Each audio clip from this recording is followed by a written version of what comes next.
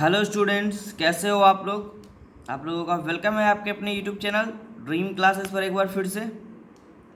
तो चलिए आज के इस नए टॉपिक को स्टार्ट करते हैं। जैसा कि आप लोगों का टॉपिक जो हमारा चल रहा था वो चल रहा था केमिस्ट्री के। तो ठीक है, आज के इस लेसन 3 के अगले पार्ट को हम इस वीडियो में कवर करेंगे। तो आज हम लोग देखते हैं, सबसे पहले हमें पढ़ना है पहला टॉपिक हमारा, ये देखिए कि वैद्युत अपघटनी सेल एवं विद्युत रासायनिक सेल में अंतर स्पष्ट करें। ठीक है, तो जो भी बच्चे न्यू है चैनल को सब्सक्राइब करना ना भूलें और बगल में बेल आइकन दबा दीजिएगा ताकि नोटिफिकेशन आपको इस वीडियो का मिल सके। तो आइए हम लोग अपने टॉपिक पे बात करते हैं। ठीक है, काफ़ी अच्छे अच्छे प्रश्नों को इस वीडियो में हम लोग कवर करेंगे। देखिए हमारा क्या था टॉपिक, वैद्युत अपघटनी सेल एवं विद्युत रासायनिक सेल में अंतर को स्पष्ट करें। तो देखिए अंतर वाले प्रश्नों को हम इस प्रकार से लिखना सीखेंगे। एक तरफ हम लोग वैद्युत अपघटनी सेल को रखा और एक तरफ हम विद्युत रासायनिक सेल को रखेंगे। ठीक है, और देखिए इसके पहले तरफ हम जानेंगे, इसके पहले टॉपिक की ओर, कि इस सेल में यानी वैद्युत अपघटनी सेल में विद्युत ऊर्जा की सहायता से, ठीक है, विद्युत ऊर्जा की सहायता से रासायनिक ऊर्जा उत्पन्न की जाती है। ठीक है, और इधर क्या है कि इस सेल में यानी विद्युत रासायनिक सेल में रासायनिक ऊर्जा की सहायता से विद्युत ऊर्जा उत्पन्न की जाती है। एकदम जस्ट अपोजिट है। इस सेल में क्या था, विद्युत ऊर्जा की सहायता से रासायनिक ऊर्जा उत्पन्न की जाती है, और इस सेल में रासायनिक ऊर्जा की सहायता से विद्युत ऊर्जा उत्पन्न की जाती है। ठीक है, क्लियर है एकदम। चलिए दूसरा टॉपिक इसमें जानना है कि इसमें दोनों इलेक्ट्रोड एक ही पात्र में रखे विलयन में डूबे होते हैं। ठीक है, एक ही पात्र का मतलब हो गया बर्तन, जैसे कि इस तरह से कोई पात्र वगैरह होता है, इस तरह से। चलिए इस तरह से हो गया पात्र। ठीक है, ये होता है पात्र या बर्तन जिसमें कि हम विलयन वगैरह को रखते हैं। तो हमारा टॉपिक है इसमें दोनों इलेक्ट्रोड जो है एक ही पात्र में रखे विलयन में डूबे रहते हैं, और इधर कह रहा है कि इसमें दोनों इलेक्ट्रोड अलग अलग पात्र में रखे विलयनों में डूबे रहते हैं। ठीक है, चलिए आगे देखते हैं तीसरे टॉपिक की ओर। तीसरा देखिए इसमें कह रहा है हमारा कि इसमें एनोड धनात्मक और कैथोड ऋणात्मक होते हैं। ठीक है, जहाँ पे एनोड देखने को मिलेगा विद्युत अपघटनी सेल में, वहाँ पे हम एनोड को धनात्मक मानेंगे और कैथोड को क्या मानेंगे, ऋणात्मक। लेकिन अगर विद्युत रासायनिक सेल के बारे में कहा जाए तो उसमें हम लोग एनोड को ऋणात्मक तथा कैथोड को क्या मानेंगे, धनात्मक मानेंगे, जिसके जस्ट अपोजिट। ठीक है, और लास्ट टॉपिक इसमें देखिए कह रहा है कि इसमें लवण सेतु का उपयोग नहीं होता है। मतलब विद्युत अपघटनी सेल में जो है लवण सेतु का उपयोग नहीं होता। लवण सेतु के उपयोगों को हम लोगों ने पिछले वीडियो में पढ़ा था, और इधर कह रहा है इसमें लवण सेतु का उपयोग होता है। ठीक है, अच्छा लगा होगा ये प्रश्न, बहुत ही अच्छा प्रश्न था। आगे बढ़ते हैं अगले टॉपिक की ओर। देखिए नेक्स्ट क्वेश्चन हमारा क्या है, ये कह रहा है हमारा कि इलेक्ट्रोड विभव क्या है, यह कितने प्रकार के होते हैं। बहुत ही अच्छा प्रश्न है, कई बार एग्जाम में पूछा है ये, आप लोग भी वे कर लीजिएगा। चलिए अब इसके आंसर को जान लेते हैं हम लोग। देखिए क्या होगा इसका आंसर, क्वेश्चन पहले समझेंगे हम लोग। कह रहा है इलेक्ट्रोड विभव क्या है और यह कितने प्रकार के होते हैं। तो इसका आंसर जानते हैं कि किसी इलेक्ट्रोड के द्वारा इलेक्ट्रॉनों को त्यागने एवं ग्रहण करने की प्रवृत्ति, ठीक है, मतलब उसके गुण या प्रवृत्ति को इलेक्ट्रोड विभव कहते हैं। क्या था आंसर, फिर से पढ़ रहे देखिए, किसी इलेक्ट्रोड के द्वारा, इलेक्ट्रोड विभव का ये परिभाषा है, किसी इलेक्ट्रोड के द्वारा इलेक्ट्रॉनों को त्यागने एवं ग्रहण करने की प्रवृत्ति या शक्ति को इलेक्ट्रोड विभव कहते हैं, और यह दो प्रकार के होते हैं। ठीक है, इलेक्ट्रोड विभव जो है वो दो प्रकार के होते हैं। पहला ऑक्सीकरण विभव यानी कि ऑक्सीडेशन पोटेंशियल, ठीक है, इंग्लिश में कह सकते हैं हम लोग ऑक्सीडेशन पोटेंशियल, और दूसरा हमारा है अवकरण विभव यानी कि रिडक्शन पोटेंशियल। क्लियर है, काफ़ी इजी था, बहुत ही छोटा टॉपिक है, लेकिन एग्जाम में ये पूछता है कई बार, तो आप लोग यहाँ पे भी कर दीजिएगा इसको, कई बार ये पूछा है भी जी। ठीक है, आगे बढ़े। तो चलिए उम्मीद है ये टॉपिक आप लोग का अच्छा जा रहा होगा, सारे बच्चे को समझ में आ रहा होगा। जो भी बच्चे को समझ में नहीं आए वो हमें कमेंट बॉक्स में लिखकर पूछ सकते हैं सवाल को। अगले टॉपिक की ओर बढ़ते हैं। देखिए सबसे इम्पोर्टेंट टॉपिक आप लोग का आ गया जी इस चैप्टर में, जो कि बहुत बार हाईलाइटेड क्वेश्चनों में से एक है। कई बार ये एग्जाम में पूछा है भी, इस बार भी पूछने का पूरा चांस है, तो इसको भी वे करिएगा। प्रश्न हमारा टॉपिक है मानक इलेक्ट्रोड विभव यानी कि स्टैंडर्ड इलेक्ट्रोड पोटेंशियल को परिभाषित करें। इस तरह से पूछेगा ये क्वेश्चन, मतलब आपको इसके बारे में कुछ भी पूछेगा तो ये आंसर देना, ठीक है। जैसे क्वेश्चन आपको इस तरह से पूछ सकता है कि मानक इलेक्ट्रोड विभव को परिभाषित करें या मानक इलेक्ट्रोड विभव क्या होता है। तो चलिए इसके आंसर को जानते हैं, और इसको देखिए हम लोगों ने वी करवा दिया है, काफ़ी बार एग्जाम में ये पूछता है, ठीक है।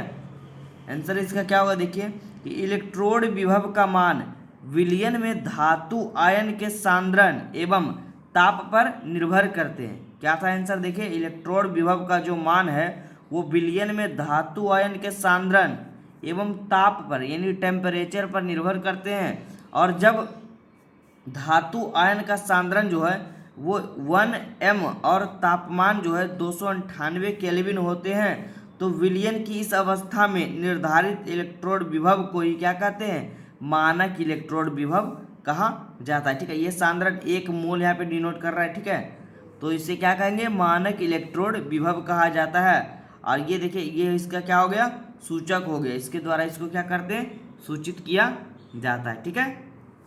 चलिए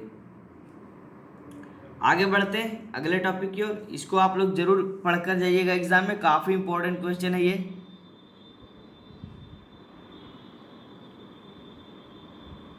अगले टॉपिक की ओर बढ़ते हैं, इसका सूचक को आप लोग देख लीजिए, अच्छे से याद करके जाइएगा, ये भी पूछता है जी कभी कभी।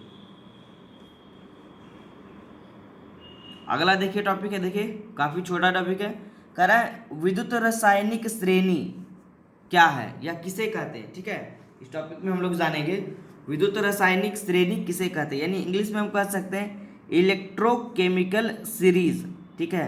विद्युत केमिकल मतलब रासायनिक, सीरीज मतलब श्रेणी। चलिए इसके आंसर को जानते हैं।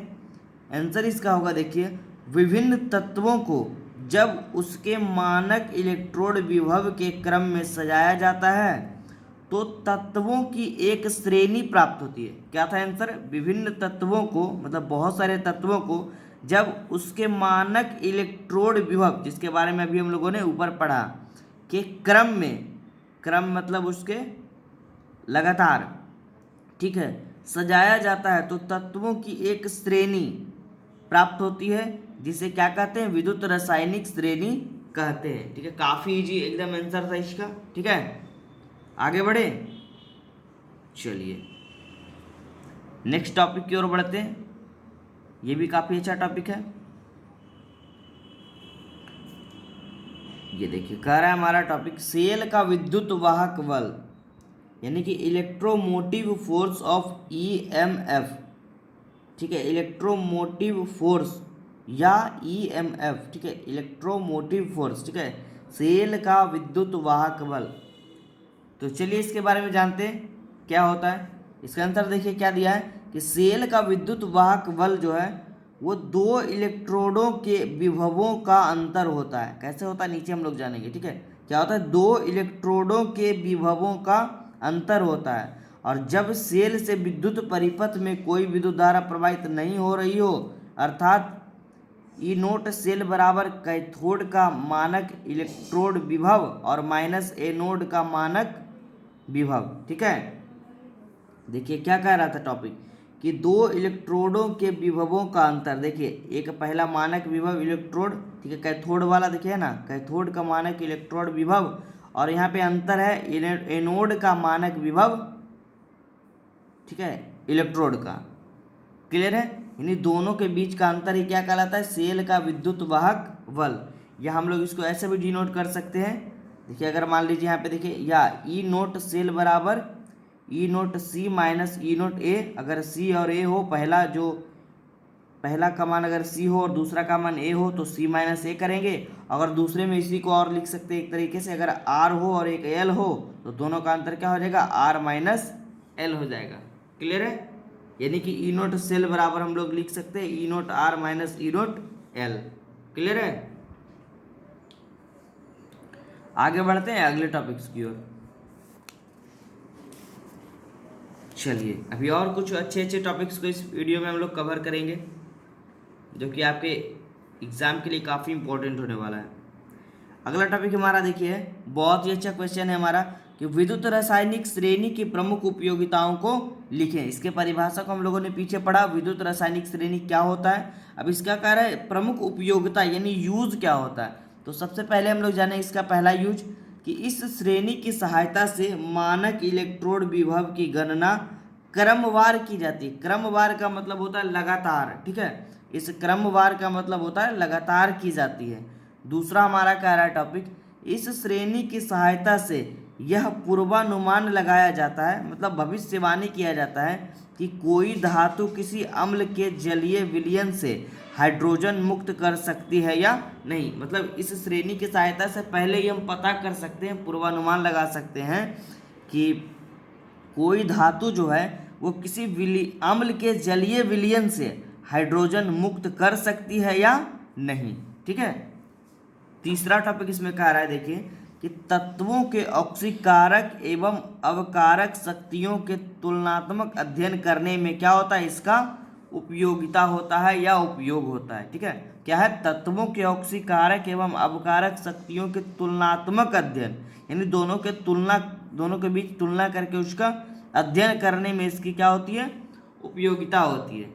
और चौथा टॉपिक इसमें कह रहा है कि इलेक्ट्रोड विभव की सहायता से ऑक्सीकरण अवकरण अभिक्रिया के होने को हम क्या कर सकते हैं, व्यक्त कर सकते हैं। मतलब इसकी सहायता से हम दिखा सकते हैं कि ऑक्सीकरण और अवकरण अभिक्रिया हो रही है, ठीक है। तो ये था इसका 4 टॉपिक, यानी कि विद्युत रासायनिक श्रेणी के प्रमुख उपयोगिताएं, जो कि कई बार एग्जाम में पूछता है। चलिए आगे बढ़ते हैं और आज के हम लोग अंतिम टॉपिक की ओर बात करेंगे।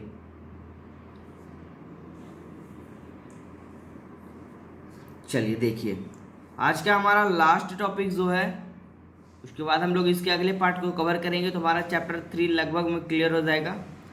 लास्ट टॉपिक हमारा ये कह रहा है देखिए, सेल का निरूपण यानी रिप्रेजेंटेशन ऑफ सेल, ठीक है। सेल का निरूपण क्या होता है, यह इंग्लिश में भी कभी कभी पूछता है क्वेश्चन कि रिप्रेजेंटेशन ऑफ सेल क्या होता है। तो चलिए इसका आंसर जानते हैं। देखिए पहला इसका होता है कि प्रचलन के अनुसार सेल में एनोड को बाईं ओर तथा कैथोड को दाईं ओर लिखा जाता है। देखिए पहले हम क्वेश्चन को समझेंगे। सेल का निरूपण का मतलब हुआ कि उसको हम कैसे दर्शा सकते हैं, कैसे रिप्रेजेंटेशन उसका कर सकते हैं, ठीक है, दर्शा सकते हैं।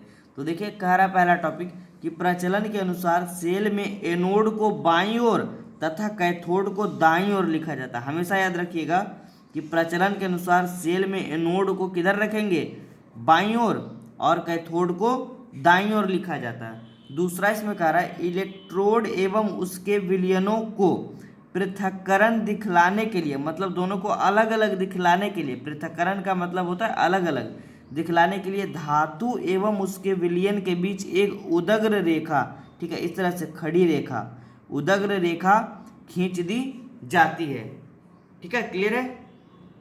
पहला क्या था, प्रचलन के अनुसार सेल में एनोड को बाईं ओर और कैथोड को दाईं ओर लिखा जाएगा, ठीक है, पहला निरूपण। दूसरा है इलेक्ट्रोड एवं उसके विलयनों को पृथक्करण दिखाने के लिए, मतलब अलग अलग दिखाने के लिए, दिखलाने के लिए धातु एवं उसके विलयन के बीच एक उदग्र रेखा इस तरह से खींच दी जाती है। तीसरा इसमें कह रहा है एनोड और कैथोड के पृथक्करण को दिखलाने के लिए दोनों विलयनों के बीच 2 उदग्र रेखाएं खींच दी जाती है, इस तरह से 2 उदग्र रेखाएं, ठीक है, क्लियर है।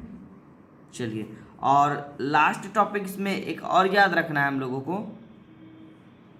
देखिए लास्ट टॉपिक ये भी याद रखना है कि यदि इलेक्ट्रोड का कोई तत्व गैसीय अवस्था में हो तो सुविधानुसार इलेक्ट्रोड के बाईं या दाईं ओर अक्रिय धातु पीटी लगा दिया जाता है, ठीक है। क्या होगा इसका लास्ट टॉपिक, यदि इलेक्ट्रोड का कोई तत्व जो है वो गैसीय अवस्था में हो, गैस के रूप में हो, तो सुविधा अनुसार, हमारे सुविधा के अनुसार इलेक्ट्रोड के बाईं या दाईं ओर अक्रिय धातु पीटी क्या किया जाता है, लगा दिया जाता है, ठीक है। तो ये था आज के टॉपिक का ये हमारा महत्वपूर्ण सवाल। तो आज के इस टॉपिक में हम लोग इतना ही पढ़ेंगे, आगे आप लोग वेट करिए अगले टॉपिक की ओर। जो कि हमारे नेक्स्ट पार्ट में अपलोड कर दिया जाएगा बहुत ही जल्द। तो बस आप लोग इसी तरह बने रहिए, चैनल पे सपोर्ट करते रहिए और हमारे साथ ड्रीम क्लासेस पर बने रहिए। ठीक है, thank you for watching this video.